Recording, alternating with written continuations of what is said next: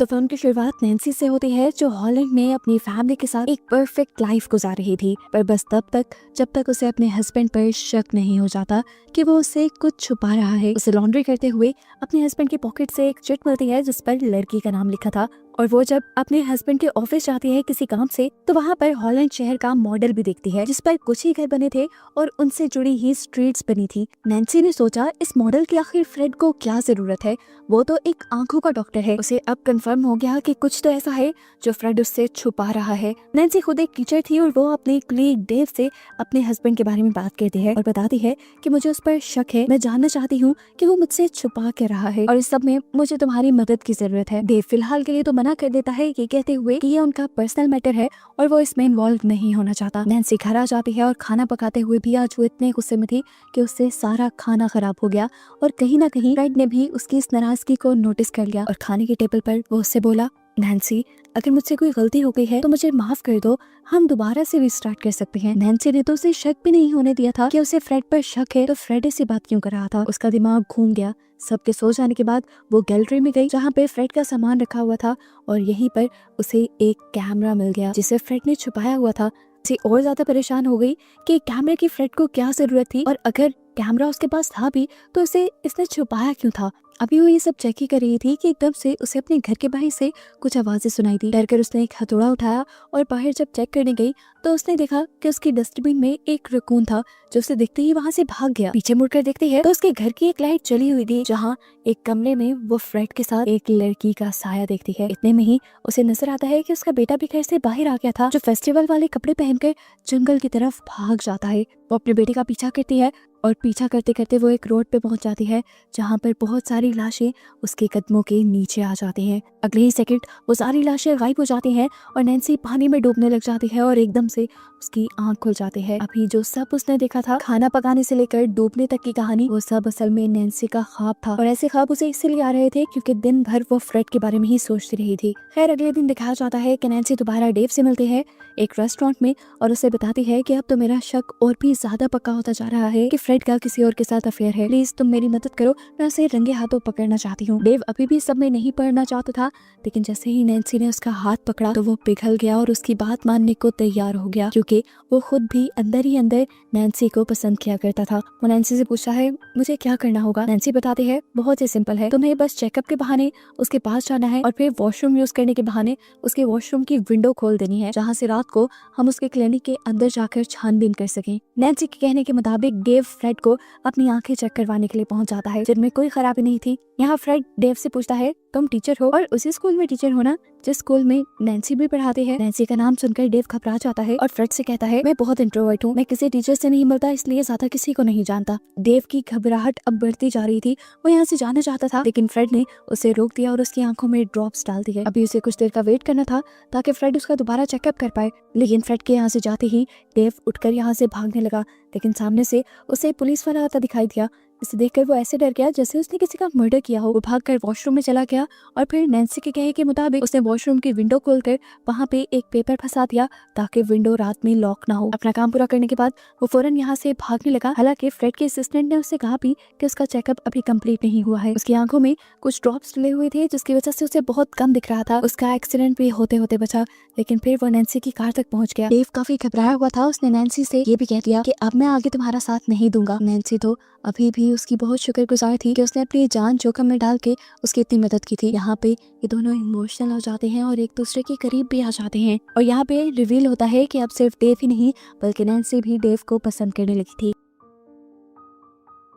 अब रात में इन्हें अपना मिशन करना था, यानी नैन्सी को फ्रेड की क्लिनिक की चेकिंग करनी थी, तो वो फ्रेड को बहाना बना के गई कि वो नाइट पार्टी के लिए जा रही है अपनी फ्रेंड के घर। हालांकि वो डेव के साथ फ्रेड के क्लिनिक जा रही थी। क्लिनिक जाते ही ये लोग वॉशरूम के रास्ते से क्लिनिक के अंदर घुस जाते हैं। यहाँ दूसरी तरफ हमें दिखाया जाता है कि फ्रेड को उसी औरत की कॉल आती है जिसके घर जाने का बहाना करते हुए नैन्सी घर से निकली थी और यहाँ पर नैन्सी का भांडा फूटने वाला है। उस लेडी के बेटे की आंखों में बहुत ही शदीद इन्फेक्शन हो गया था, इसलिए उसने फ्रेड को कॉल की थी कि वो जल्दी से क्लिनिक पर आ जाए और वो अपने बेटे को भी लेकर आ रही है। फ्रेड अपने बेटे को घर पे अकेला छोड़कर अपने क्लिनिक के लिए निकल जाता है और यहाँ क्लिनिक के अंदर हम नैन्सी को देखते हैं जिसे फ्रेड के पास बहुत सारे डेबिट कार्ड्स दिखते हैं जिनमें से वो एक का नंबर नोट भी कर लेती है। साथ ही उसे यहाँ पे एक एल्बम भी मिलता है जिसमें बहुत सारे घरों की पिक्चर्स थी और ये सारी पिक्चर्स उसी कैमरा से ली गई थी जिसे फ्रेड छुपा कर रखता था। अभी वो इससे पहले कि और ज्यादा इन्वेस्टिगेशन करती, उसे डेव की कॉल आ जाती है कि बाहर फ्रेड आ गया है। ये सुनकर वो शॉक रह जाती है और फौरन वहां से बाहर निकलने की कोशिश करती है और इस चक्कर में उसके इयररिंग्स फ्रेड के मॉडल के ऊपर गिर जाते हैं। यहाँ फ्रेड उस लड़के का चेकअप करने लगता है जिसके लिए वो क्लिनिक पे आया था। उसके बाद वो लेडी से पूछता है आप और नैन्सी कैसा एंजॉय कर रहे हैं, जिस पर वो लेडी उसे बता देती है कि नैन्सी तो मेरे घर आई ही नहीं। फ्रेड समझ गया कि नैन्सी उसे झूठ बोल रही थी, जबकि नैन्सी को तो हम डेव के घर देख रहे थे। वो दोनों एक दूसरे के बहुत करीब आ चुके थे। यहाँ पर फ्रेड जब अपने क्लिनिक के खुफिया रूम में जाता है जिसमें मॉडल रखा हुआ था, तो मॉडल के ऊपर उसे नैन्सी की ज्वेलरी मिल जाती है, जिससे वो समझ जाता है कि नैन्सी यहाँ पर आई थी। सब कुछ नॉर्मल था, लेकिन तभी डेव के घर के बाहर कोई आ गया। ये स्टूडेंट्स थे जो डेव को धमकियां देने के लिए आए थे क्योंकि डेव ने उन्हें कुछ पनिश किया था। उसके बाद डेव नैन्सी के पास आता है और उससे कहता है कि मैं इस तरह छुपने वाली जिंदगी नहीं गुजार सकता। अगर तुम्हें मेरे साथ रहना है तो तुम्हें अपने हस्बैंड को डाइवोर्स करना होगा। ये सुनकर नैन्सी कहती है नहीं, मैं ऐसा बिल्कुल नहीं कर सकती। मैं फ्रेड से बहुत ज्यादा प्यार करती हूँ। हाँ, अगर कुछ ऐसा हुआ कि फ्रेड मुझे धोखा दे रहा हुआ तब मैं उससे डाइवोर्स लेकर तुम्हारे पास आ जाऊंगी। लेकिन फिर भी एक मसला है, फ्रेड की फाइनेंशियल कंडीशन मुझसे बहुत ज्यादा अच्छी है। अगर हम डाइवोर्स लेते हैं तो मेरे बेटे की कस्टडी उसके पास जा सकती है और मैं अपने बेटे के बगैर नहीं रह सकती। फिर अब नैन्सी अपने घर आ जाती है और सो जाती है। रात में उसे दोबारा एक ख्वाब आता है जिसमें वो अपने बेटे को अपने से दूर जाता देख रही थी। डर कर जब उसकी आंख खुली तो उसने देखा कि फ्रेड उसके कदमों में बैठा हुआ था। फ्रेड उससे पूछता है कि तुम्हारा नाइट आउट कैसा रहा। नैन्सी ने उसे झूठ बोल दिया कि वो बहुत अच्छा था और फ्रेड ने भी उसे नहीं बताया कि वो उसका झूठ पकड़ चुका है। अब नैन्सी दोबारा अपने मिशन पे लग चुकी थी। जिस डेबिट कार्ड का नंबर वो फ्रेड के ऑफिस से लेकर आई थी, वो उसकी इन्फॉर्मेशन निकलवाने लग जाती है और पता चलता है कि रिसेंटली उस डेबिट कार्ड से एक बहुत ही महंगा गिफ्ट खरीदा गया था। वो जब अपने रूम में आई तो उसने अपने बेड पे एक गिफ्ट रखा हुआ देखा। क्या ये गिफ्ट फ्रेड ने उसी के लिए खरीदा था? ये देखकर वो खुश हो जाती है और यहाँ पर फ्रेड उसके गुमे हुए इयररिंग्स भी उसे दे देता है और उसे कहता है तुम परेशान मत होना, सब कुछ ठीक हो जाएगा। फ्रेड की बातों ने उसे काफी रिलैक्स किया था। खैर कुछ दिन बाद नैन्सी के ऑफिस के एक पार्टी हुई जिसमें वो और डेव भी थे। यहाँ पर उसे डेव की कंपनी बहुत अच्छी लगी, यहाँ तक कि वो घर आकर भी डेव के बारे में ही सोचने लगी। उसे अब डेव से बहुत ज्यादा अट्रैक्शन फील होने लगी थी। यहाँ तक कि उसने डेव को कॉल करके ये भी कह दिया कि वो उसके साथ रहने के लिए तैयार है। बस उसके लिए डेव को उसका एक छोटा सा काम करना होगा। उसे नैन्सी के साथ मिलकर फ्रेड के खिलाफ सबूत इकट्ठा करने होंगे जिसकी बेसिस पर वो फ्रेड को डाइवोर्स दे दे और ये लोग मिल जाएंगे। फिर ये सारी बात सुनकर डेव भी उसकी मदद के लिए मान जाता है। अगले ही दिन से ये लोग अपने मिशन पर निकल जाते हैं और फ्रेड को स्टॉक करने लगते हैं।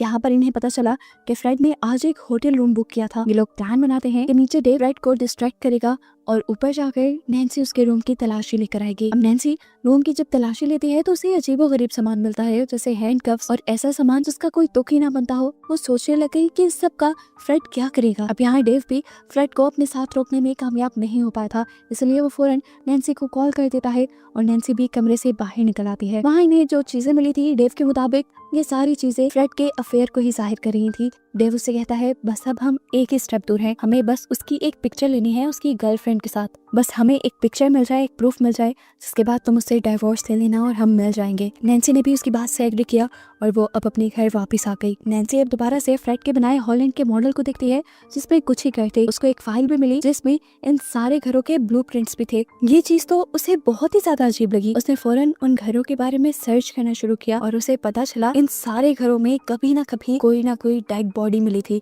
ये सारी डेड बॉडीज औरतों की थी जिनका मर्डर किया गया था और इन सबके किलर को आज तक कोई भी नहीं ढूंढ पाया। साफ साफ बात थी, खेल समझ आ रहा था कि फ्रेड एक सीरियल किलर था।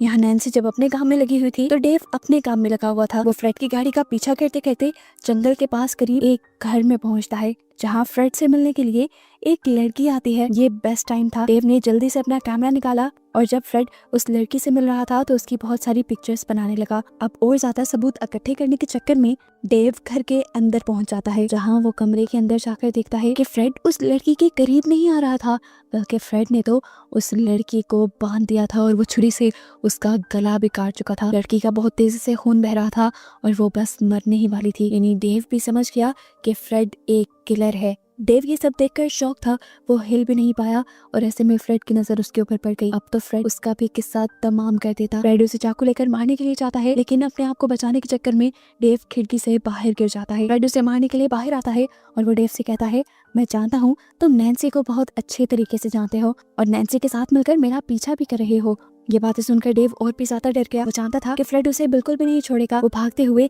लेक के किनारे आ गया। वहाँ एक बोट थी जिसे वो खोलने लगा ताकि इसके जरिए वो भाग जाए, लेकिन पीछे से दोबारा फ्रेड ने उसे पकड़ लिया। वो उसका गला दबाकर उसे मारने ही वाला था कि डेव ने उसके हाथ में पकड़ा हुआ चाकू ही उससे छीनकर उसी के पेट में स्टैब कर दिया, जिसकी वजह से फ्रेड पानी में गिर गया और फाइनली डेव बच गया। डेव को लगा था कि अब उसने फ्रेड को खत्म कर दिया और यहाँ पे कहानी खत्म हो गई, लेकिन ऐसा नहीं था। सुबह होते ही वो वापस टाउन में जाता है और अपने उन कपड़ों को जला देता है जिसमें उसने फ्रेड का मर्डर किया था। वो देखता है कि रात में उसे बहुत सारी नैन्सी की कॉल्स आई हुई थी। वो डेव को फ्रेड की हकीकत बताना चाहती थी, लेकिन डेव ने आकर यहाँ पे कोई और ही कहानी सुनाई। वो नैन्सी से कहता है कि मैंने फ्रेड को रंगे हाथों पकड़ लिया था, मैंने उनकी पिक्चर्स भी ले ली थी और फिर मैंने उसे उसकी पिक्चर दिखाई और कहा कि अगर तुम अपनी भलाई चाहते हो तो मेरे और नैन्सी के दरमियान से निकल कर चले जाओ। उसे भी अपनी इज्जत बहुत प्यारी थी। उसने कहा ठीक है, और वो अब हमारे दरमियान से जा चुका है। नैन्सी को बहुत हैरानी हुई। फ्रेड तो उससे प्यार के दावे किया करता था, इतनी आसानी से उन्हें कैसे छोड़कर चला गया। डेव ने कहा